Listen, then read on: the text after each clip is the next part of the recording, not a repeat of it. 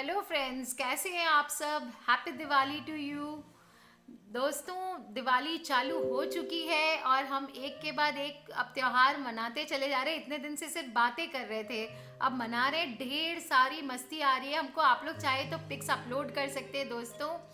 आप लोग चाहे तो नीचे मुझे पिक्स भेज सकते हैं। आप लोगों की बहुत प्यारी प्यारी। दोस्तों, कल नरक चतुर्दशी है। आज हमने यम दिया पूजा।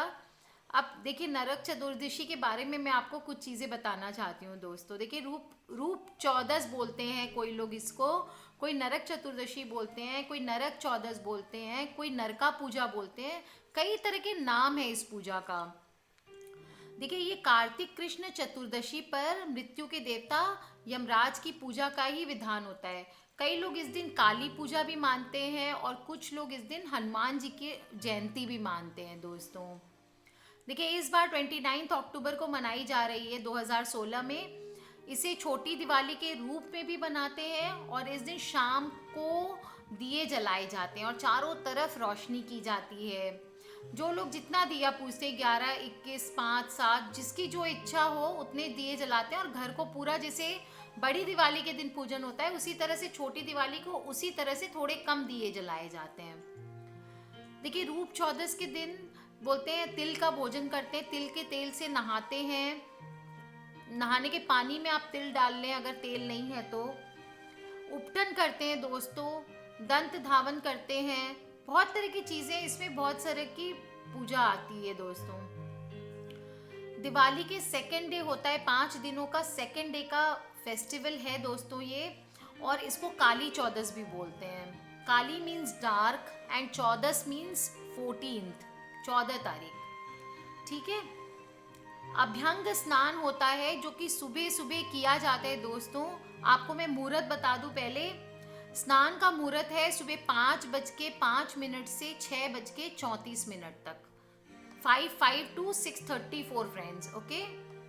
एंड देन ड्यूरेशन इसकी कितनी हो गई। आप अगर सुबह नहाते हैं जल्दी तो दोस्तों अच्छा रहेगा, नहा सकते हैं तो, नहीं तो आप जैसे रेगुलर नहाते हैं वैसे ही नहाए।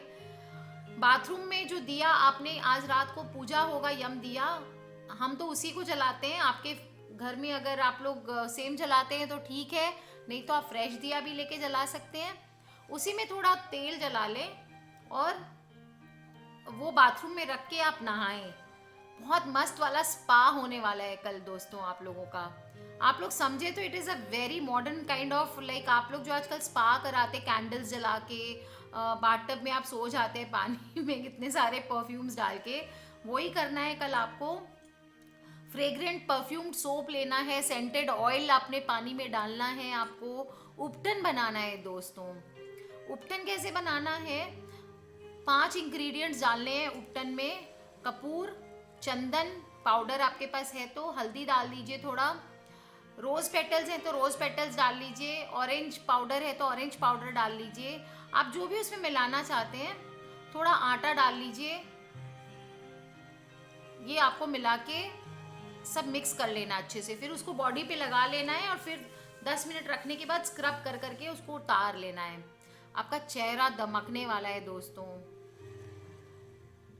उसको रगड़ रगड़ के उठा लें, फिर पानी से धो लें, फिर अच्छे से कोई भी परफ्यूम्ड सोप से आपको नहा लेना है। ये आपकी सुबह सुबह स्नान होता है, चतुर्दशी का जो स्नान होता है दोस्तों, वो आपको ऐसा करना है। कल के दिन काली पूजा का भी बहुत महत्व होता है। माँ दुर्गा, माँ काली होती है ना, उनकी पूजन होती है। तो वो जो तांत्रिक विद्या वाले लोग होते हैं वो लोग ज़्यादा करते हैं। मैं इस वीडियो में इसकी बात नहीं करना चाहूँगी। कुछ लोग अगर काली पूजा करना चाहते हैं तो वो मैं सेपरेट वीडियो उसमें बात करूँगी दोस्तों। ठीक है। देखिए दोस्तों, ये माना क्यों जाता है नरक चतुर्दशी। ऐसा माना जाता है कि अकाल मृत्यु से मुक्ति मिलती है और स्वास्थ्य सुरक्षा होती है हमारी। एक पुरानी कथा के अनुसार भगवान कृष्ण ने कार्तिक माह को कृष्ण पक्ष के चतुर्दशी के दिन नरकासुर नाम का एक राक्षस होता है, उसका वध कर दिया था और देवताओं और ऋषि को उसके आतंक से मुक्ति मिलाई थी। तो इसीलिए दोस्तों हम ये नरक चतुर्दशी मनाते हैं। देखिए, इस दिन यूजुअली सौंदर्य के देवता कृष्ण भगवान को रस के देवता माने जाते हैं, तो हम श्री कृष्ण की पूजा भी करते हैं इस दिन। भगवान श्री कृष्ण का पूजन करने से व्यक्ति को सौंदर्य की प्राप्ति होती है। आपको इसकी कथा भी बताऊंगी। पहले आप ध्यान कर ले क्या क्या करना है आपको। सुबह उपटन लगा के स्नान करना है। कुछ भी सुगंधित पत्तियां या तेल डाल के स्नान करने से, यूडिकोलोन डाल सकते हैं आप, वो डाल लीजिए। और पूजा वॉशरूम में ही आपको एक थाली रखनी है छोटी सी, जिसमें एक दिया, वो जो आज रात वाला ही है वो जला ले। थोड़ा सा गुड़, अबीर, गुलाल, जो आपकी इच्छा हो, फूल, वो रख के आप वॉशरूम में ही रख ले। और जब निकले उसके पहले आप टीका चावल कर सकते हैं। देखिए, टोटली आपकी चॉइस है, ये हमारी कस्टम है जो मैं बता रही हूँ। रात को आपको पूजन करना है दियों का, मैं पहले बता चुकी हूँ। तो चलिए दोस्तों, बस बहुत छोटी सी पूजा है, अब आपको इसकी कथा बता देती हूँ मैं। सिर्फ इतना ही करना है आपको कल के दिन।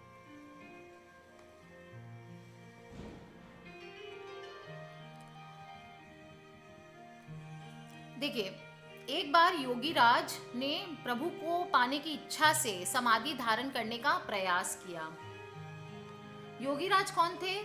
प्राचीन समय पहले हिरण्यगर्भ नाम के राज्य में, उनके राज्य में एक योगी थे, और अपनी इस भयानक दशा के कारण वो बहुत दुखी रहते थे।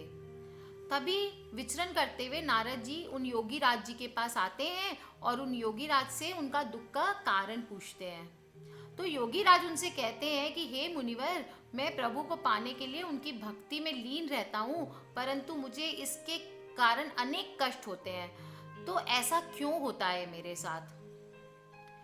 योगी बड़े करुणा स्वर में बोलते हैं। तो योगी की करुणा भरे वचन सुनकर नारद जी को दया आती है। वो कहते हैं, हे योगीराज, तुमने मार्ग तो उचित अपनाया है, किंतु देह आचार का पालन नहीं जान पाए, इस कारण तुम्हारी यह दुर्गति हुई है। नारद जी उन्हें कार्तिक कृष्ण पक्ष की चतुर्दशी के दिन व्रत रखकर भगवान विष्णु की पूजा आराधना करने को कहा और बताया कि ऐसा करने से योगी का शरीर पुनः पहले जैसा स्वस्थ और रूपवान हो जाएगा। अतः नारद जी के कहने अनुसार योगी ने व्रत किया और व्रत के प्रभाव स्वरूप उनका शरीर पहले जैसे स्वस्थ और सुंदर हो गया। इसलिए दोस्तों, इसको हम रूप चतुर्दशी के नाम से या रूप चौदस के नाम से भी जानते हैं। दोस्तों, हमें भी बहुत सुंदर सुंदर बन जाना है। देखिए, हमने घरों की साफ सफाई की, सब किया दोस्तों, सफाई कर ली, शॉपिंग कर ली, सब कर ली। मैं बार बार कहती हूँ कि अपनी बॉडी का ध्यान रखना बहुत ज़रूरी है। इसको देह आचार कहते हैं। हम अक्सर क्या करते हैं, अपने घर पे अपने बच्चों के, फैमिली के पीछे, चाहे वो मेल्स हो चाहे फीमेल्स हो, जो मेल्स हैं वो भी बेचारे बहुत काम करते हैं, ऑफिस जाना, आजकल लेडीज़ भी वर्किंग होती है, घर भी देखते हैं, बाहर भी देखते हैं, छोटी छोटी फैमिलीज हो गई है दोस्तों। ऐसे में क्या है, अपने शरीर का हम ध्यान नहीं रखते हैं, जो कि हम गलत करते हैं। इस कारण दोस्तों, हम लोग को देह आचार का पालन करना चाहिए। और नारद मुनि जी ने कहा कि जो भी इस व्रत को करेगा, रूप चौदस के इस व्रत को करेगा और कृष्ण भगवान की पूजा करेगा, वो पुनः अपने सौंदर्य को प्राप्त करेगा, जैसे कि योगी जी ने कहा। इसको दिवाली के एक दिन पहले मनाना है दोस्तों। दीपदान करना है, आपको बता चुकी हूँ। द्वार पे, मकान के, आप अगर फ्लैट्स में रहते हैं तो अपने फ्लैट के चारों तरफ आप दिए लगाएं।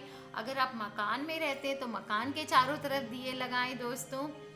और नरक चतुर्दशी की एक और कथा आती है, वो भी मैं आपको बता देती हूँ, नहीं तो डिस्प्यूट्स हो जाते हैं कि मैम आपने एक कथा बताई, ये नहीं बताया, वो नहीं बताया। छोटा सा है, एक प्रतापी राजा थे, उनका नाम रंती देव था। इसको नरक निवारण चतुर्दशी कहते हैं, ये उसकी कथा है, पुरानी कथा। स्वभाव से बहुत ही शांत एवं पुण्य आत्मा थे वो राजा रंती देव। इन्होंने कभी भी गलती से किसी का अहित नहीं किया था। जब इनकी मृत्यु का समय आया तो यमदूत इनके पास आए, तो इनको पता चला कि इन्हें मोक्ष नहीं बल्कि नरक मिला है। तब उन्होंने पूछा कि जब मैंने कोई पाप नहीं किया तो मुझे नरक क्यों भोगना पड़ेगा। उन्होंने यमदूतों से इसका कारण पूछा। तब उन्होंने बताया कि एक बार अज्ञानवश आपके द्वार से एक ब्राह्मण भूखा चला गया था, उसी के कारण आपका नरक योग है। तब राजा रंती ने हाथ जोड़कर यमराज से कुछ समय मांगा ताकि वे अपनी करनी को सुधार सकें। उनके अच्छे आचरण के कारण उनको ये मौका दिया गया। तब राजा रंती ने अपने गुरु से सारी बात कही और उपाय बताने का आग्रह किया। तब गुरु ने उन्हें सलाह दी कि वे 1000 ब्राह्मणों को भोजन कराएं और उनसे क्षमा मांगे। रंती देव ने यही किया। उनके कार्य से सभी ब्राह्मण प्रसन्न हुए और उन्हें आशीर्वाद का फल दिया। उस फल के कृपा से रंती देव को मोक्ष मिला। वह दिन कार्तिक मास कृष्ण पक्ष की 14 का था, इसलिए इस दिन को नरक निवारण चतुर्दशी भी कहते हैं। दोस्तों मैंने आपको दोनों कथा कह दी है, तो अब आपको बस कल नरक चतुर्दशी मनाना है जोर शोर से और look beautiful. Take care. Wish you all a very happy Diwali दोस्तों। मुस्कुराते रहिए, खिलखिलाते रहिए, खुशी खुशी दिवाली मनाते रहिए।